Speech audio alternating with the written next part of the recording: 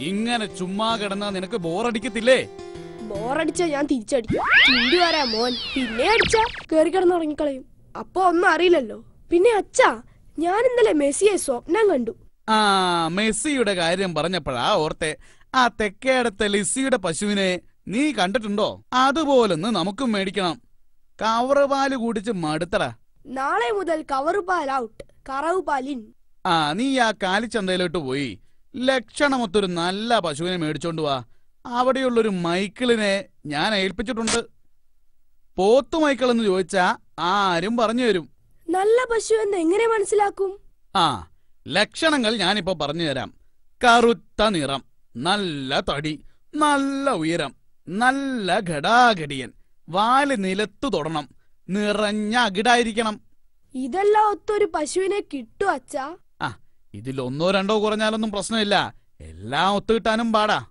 ഇത് പശുവോ അതോ പോത്തോ? സംശയം എന്താ? ഇത് പശുവാ. അതല്ല, ഞാൻ ചേട്ടന്റെ കാര്യമാ ചോദിച്ചത്. അല്ല ചേട്ടാ, ചേട്ടനാണോ ഈ തോക്ക് കൈമൾ? തോക്ക് കൈമളല്ല, പോത്തു മൈക്കിൾ. ആ അതന്നെ, അത് ചേട്ടനാണോ?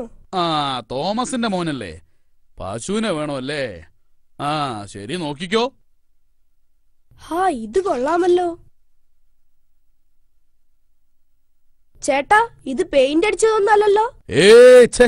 ഇത് നല്ല ഒന്നാം തരം ജേഴ്സിയാ. ഹാ, ജേഴ്സി ഇട്ടതാണല്ലേ? ഞാൻ കരുതി ഒറിജിനൽ കളറാണെന്ന്.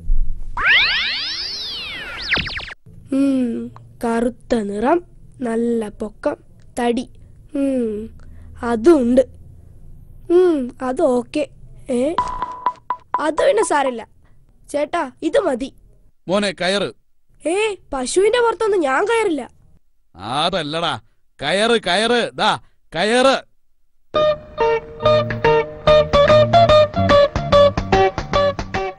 എവിടുന്ന് കിട്ടി ഈ പഴയ പശുവിനെ? ഇത് പഴയതാണെന്ന് ആര് പറഞ്ഞു?